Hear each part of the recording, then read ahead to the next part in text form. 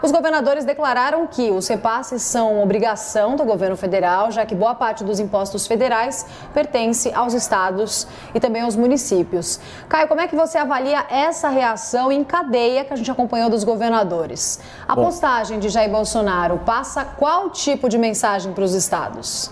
Eu vou usar como exemplo o vergonhoso e inadmissível colapso na saúde do Rio Grande do Sul, né, estendendo aí toda a minha solidariedade às vítimas da Covid-19 e os seus familiares, né, desse estado que é tão querido para mim.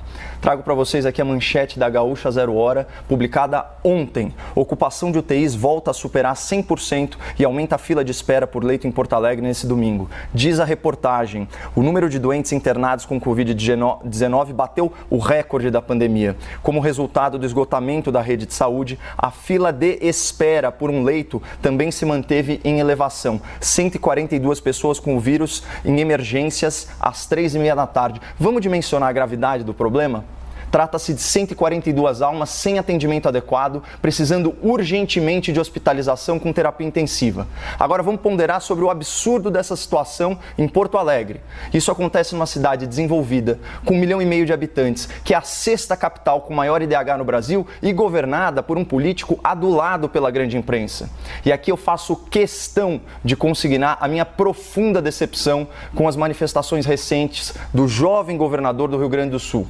Dia 25 de fevereiro, numa declaração no mínimo infeliz, o senhor Eduardo Leite afirmou por escrito, aspas, não tem como expandir muito mais os leitos de UTI. Até porque 60% das pessoas que vão para uma UTI, infelizmente, não sobrevivem. Leito não é garantia de não perder a vida.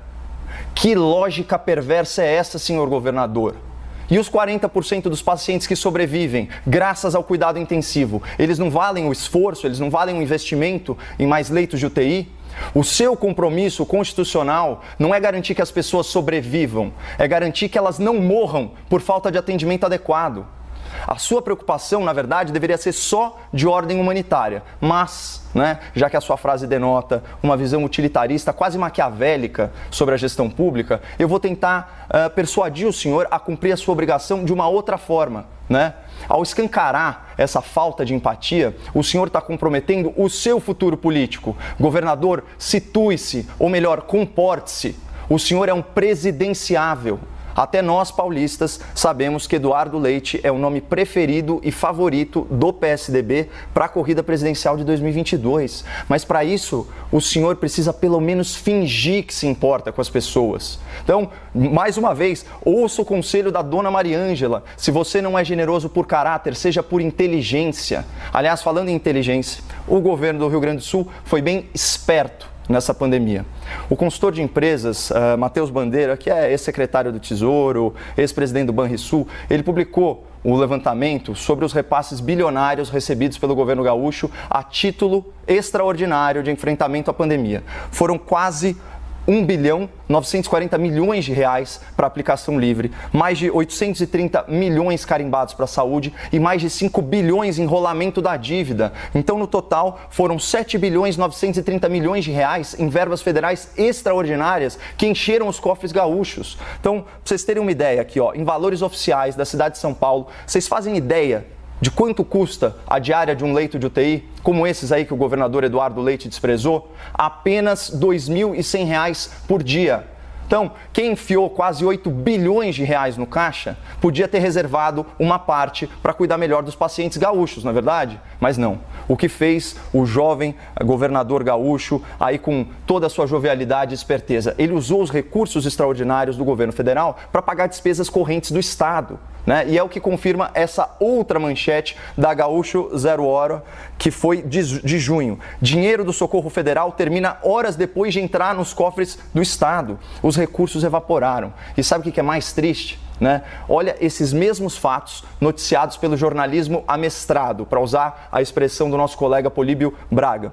Como o governo Eduardo Leite conseguiu colocar as contas em dia depois de 2 anos? É fácil de responder. Com dinheiro do governo federal, desviando recursos que poderiam ter sido alocados no enfrentamento à pandemia. Fácil, né? Só que a conta chegou agora e ela foi cobrada em vidas humanas perdidas na fila de atendimento dos hospitais de Porto Alegre.